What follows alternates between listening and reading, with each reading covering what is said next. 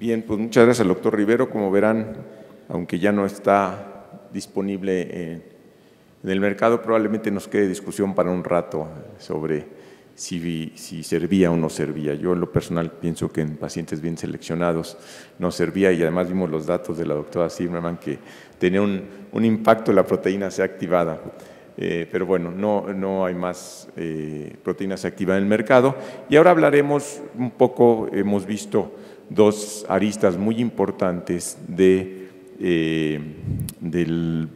la campaña Sobreviviendo a la Sepsis. Y ahorita revisaremos lo que hay, y quizá más que hablar de muchos cambios que van a venir, obviamente quizá lo más importante será la desaparición de la proteína C activada, el uso probablemente del lactato también como seguimiento en la sobrevida, y quizá remarcar la importancia de apegarse a un protocolo, a sistematizarlo y probablemente el viejo nombre de tropicalizarlo siempre y cuando se sistematice sea adecuado.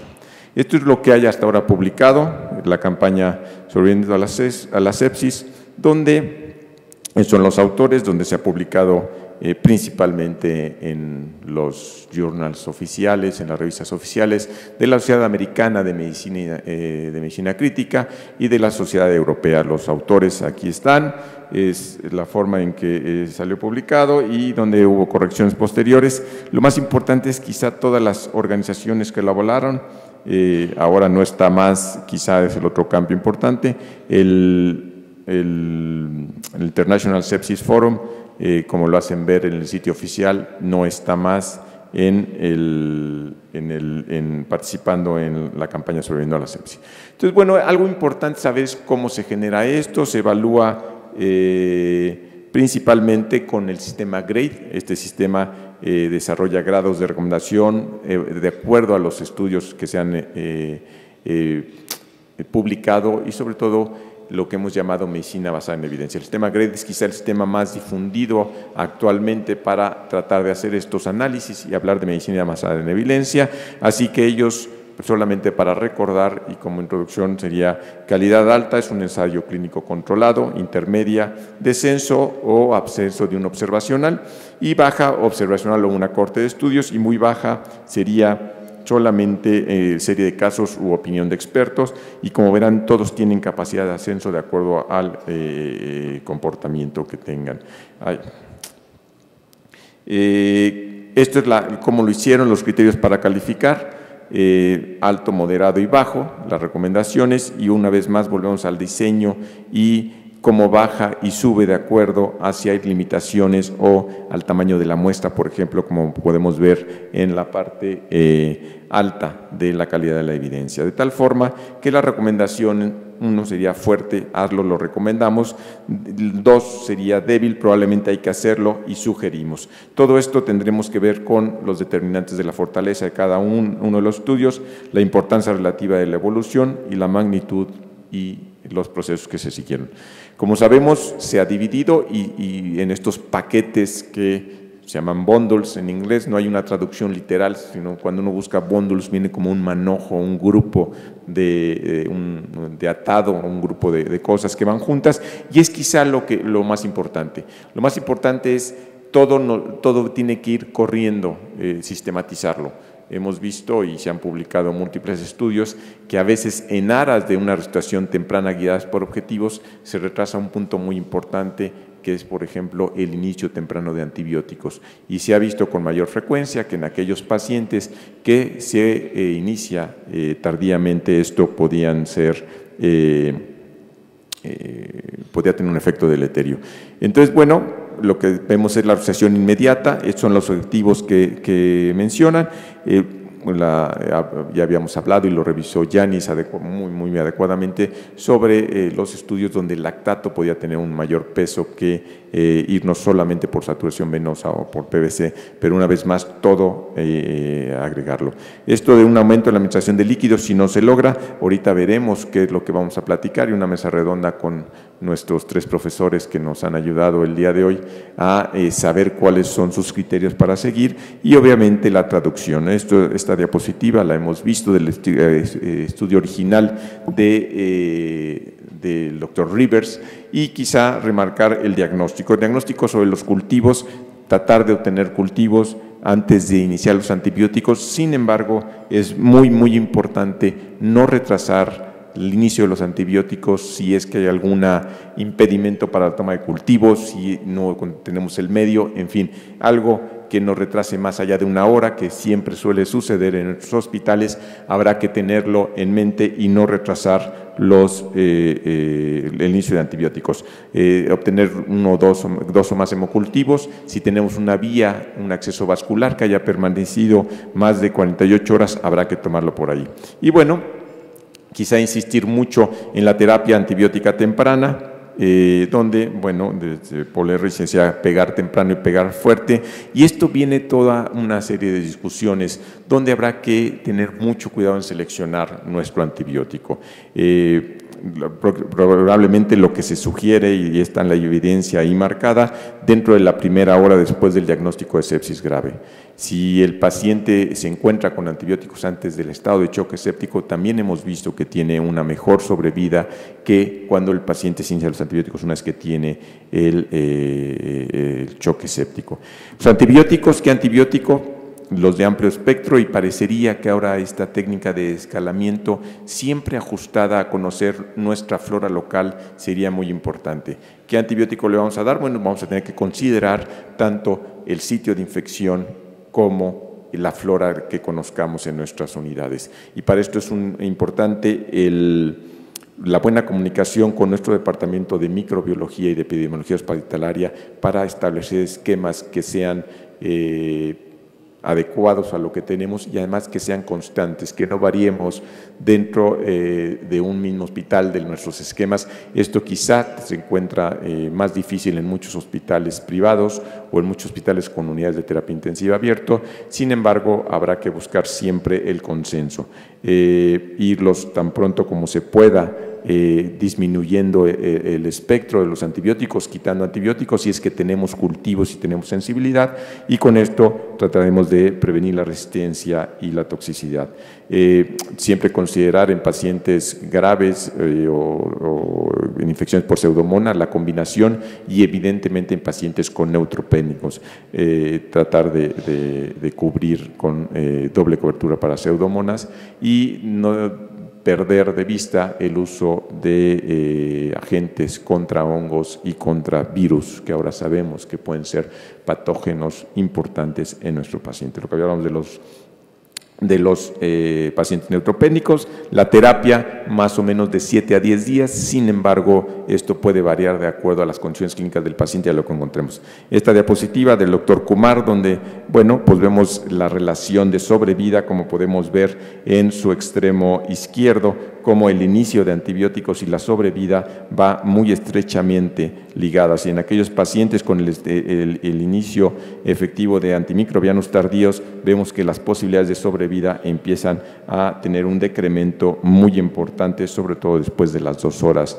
de que se hizo el diagnóstico. Algunos otros estudios donde veíamos el impacto de la falta de adherencia a los esquemas antibióticos, y quizá lo más importante de este estudio del doctor Nishal es donde las principales causas de la baja adherencia a los protocolos es el retraso en la aplicación de los antibióticos, el diagnóstico insuficiente. Frecuentemente ni siquiera se ha sospechado el diagnóstico de choque séptico para poderlo iniciar, y bueno, quizá el otro punto significativo que existe es para esta falta de adherencia es una selección inadecuada. Esto va muy ligado a la pobre sobrevida, cuando en nuestro esquema en inicio empírico no se ha cubierto de una forma adecuada el patógeno que después nos reportan. El control de la fuente, obviamente, esto ya lo hemos y sabemos que la resección quirúrgica o el drenaje de los abscesos hay que hacerlo en forma muy temprana, si el resto de las condiciones de los pacientes lo permite, para tratar de drenar lo que pueda ser drenable, susceptible de drenar. Evidentemente existen las consideraciones en algunas excepciones, como en aquellos pacientes con pancreatitis grave, donde se ha demostrado que, bueno, si no hay nada que drenar, también una laparotomía exploradora pueda tener un peor pronóstico. Algunas otras cosas, si los catéteres es el sitio en donde estamos sospechando que pueda estar la infección, retirarlo, y es por eso que tenemos que estar vigilando. Los manejos de líquidos, hemos visto, no hay todavía una diferencia muy clara de coloides o cristaloides. Nos ha hablado la doctora Zimmerman de la parte de los líquidos en la actuación temprana por objetivas, y ahorita en nuestra mesa redonda lo descubriremos más. Los vasopresores, mantener la presión arterial por arriba de 65, norepinefrina y dopamina son quizá los más utilizados, aunque vasopresina juega un papel muy importante como un segundo vasopresor a estas dosis de 0.03 de acuerdo a las condiciones del paciente. Sabemos también que la dosis baja de dopamina no tiene ninguna relevancia, y bueno, pues aquí lo que vemos en este estudio publicado en Critical Care, donde vemos la perfusión esplácnica, donde favorece el uso de norepinefrina comparado con epinefrina. La dobutamina, que se usaba tan frecuente o que tiene una tendencia a ser tan frecuente para mejorar el gasto cardíaco, y la dopamina para obstrucción renal, una combinación que no nos llevaba a ningún sitio, y solamente en aquellos casos donde tengamos datos de disfunción miocárdica, tengamos datos objetivos de que el paciente tiene disfunción miocárdica. Los supraportes de oxígeno no nos llevan a ningún lado y nadie ha demostrado que tengan una utilidad, por lo cual no se recomiendan. Los esteroides, que ha sido revisado en una forma profunda y excelente por parte del doctor Luis Natera, no perderemos más el tiempo en esto, al igual que como lo hemos hecho con la parte de proteína C activada y la parte de la actuación penrana. Los niveles de hemoglobina, bueno, seguimos todavía en aquellos pacientes entre 7 y 9 y tengan alguna otra indicación como isquemia, podrían utilizarse, y el uso de productos hematológicos también estaría cuestionable, y solamente plaquetas cuando tengamos una deficiencia grave. La ventilación mecánica es otra de las cosas que está demostrada y que se ha probado y que nos ha costado esta adherencia a los protocolos. Si uno revisa, y sería un buen ejercicio revisar en nuestras unidades de terapia intensiva todas las mañanas qué tanto los pacientes están adecuados o están dentro de este esquema de manejo que se ha llamado protección pulmonar, donde básicamente son volúmenes limitados a 6 mililitros por kilo, tener presiones meseta que no vayan más allá de 30 centímetros de agua, y bueno, siempre tener en consideración la distensibilidad que tienen nuestros pacientes, y tampoco perseguir el CO2 como un punto terapéutico. Este es el estudio de Larsnet, publicado en New England, donde todos sabemos que existe una gran diferencia en la mortalidad, y bueno, el PIB también sabemos que es importante, y algunas otras cosas que hay que resaltar, como la parte de profilaxis, que se sugiere la elevación de la cabecera para prevenir la neumonía nosocomial, lo cual se ha demostrado en alguna serie de pacientes y que nos puede llevar o nos puede ayudar en la prevención de neumonías nosocomiales. Tener también un protocolo establecido de destete de acuerdo a lo que se ha publicado, y bueno, el tubo en T o el uso de CPAP en niveles bajos han demostrado ser de utilidad, y quizá probar a los pacientes. Hay que tener un protocolo donde, bueno, sabemos que no debe tener ninguna una condición descompensada ni condiciones potencialmente graves, hemodinámicamente estable, de preferencia sin uso de vasopresores, y que esto nos va a ayudar para iniciar nuestro protocolo de destete o de retiro de ventilación mecánica. La sedación, sabemos ahora que prácticamente no hay que usar relajantes musculares, quizá estarían menos del rango del 5 al 10% de los pacientes que los utilizarían. Prácticamente no es una droga que tenemos que considerar nunca de primera intención en los pacientes con ventilación mecánica. Las sedaciones, quizá donde vienen también cambios, se han publicado muchos estudios, las ventajas de la dexmedetomidina, la interrupción de la sedación, y bueno, ahora se postula incluso dejar a los pacientes sin sedación y solamente en aquellos casos que tenga la indicación la analgesia. Lo más importante de todo esto es cualquiera de los protocolos que sigamos habrá que sistematizarlos y tenerlos sobre todo con dosis mínimas a los pacientes, ya que esto ha demostrado tener mucho menor impacto en el retiro de la ventilación mecánica. La glucosa, después de múltiples artículos, bueno, sabemos que siempre ya no queremos un control estricto de glucosa, sino es alrededor de tener los 150 miligramos por decilitro, y también tenemos que estar muy pendientes del método que utilizamos para estimar y para controlar la glucosa. Los estudios iniciales ya sabemos que llevan mucho más consumo de tiempo de enfermería y mucho mayor deterioro, y por lo tanto ya no se propone tener este apego o mantener con niveles tan estrechos.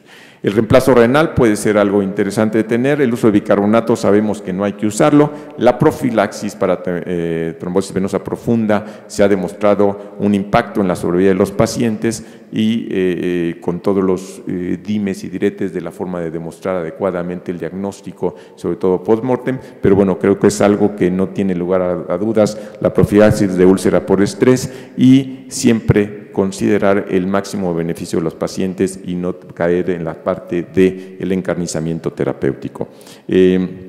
Quizá lo más importante y quiero remarcar, porque creo que muchos de ustedes han revisado la base de estas guías, es el pegarse, el apegarse. Este es un estudio del doctor Rubenfield, que ahora se encuentra en Toronto, donde demostraba el poco apego a los estudios. Realmente hay poco, una vez que lo leemos, lo podemos discutir, podemos hacer sesiones académicas, cuestionarlo, deshacerlo. Sin embargo, si no tenemos una retroalimentación continua con los residentes, con la gente joven, el cambio que vamos a querer implementar va a ser muy poco. Así que habrá que hacer mucha esta escoleta diaria con todo nuestro personal para ver los beneficios que tenemos.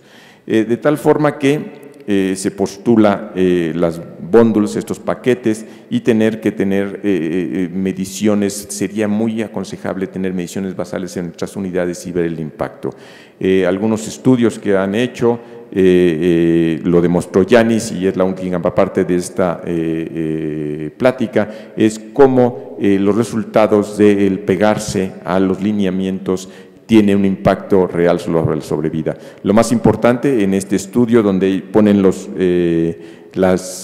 paquetes, las bundles, perdón que sigo utilizando el nombre en inglés, pero es más fácil, de 6 y 24 horas, lo que ellos se enrolaba a través del sitio electrónico, se promovió esto en los diferentes congresos, y se fue enrolando hasta tener un total de 15.775 pacientes en 252 hospitales, y siguieron por un periodo de 3 años y 2 meses. Con esto, como ven, por cuartiles, cómo se fue enrolando en los diferentes hospitales y cuántos seguían, y al final lo que ellos estaban analizando fue el comportamiento, el apego a los bundles, cómo iba mejorando en el transcurso de los tiempos, y cómo tanto el de resucitación como el del manejo eran significativamente, cómo al transcurrir de los años en estos 8 cuartiles se iban apegando.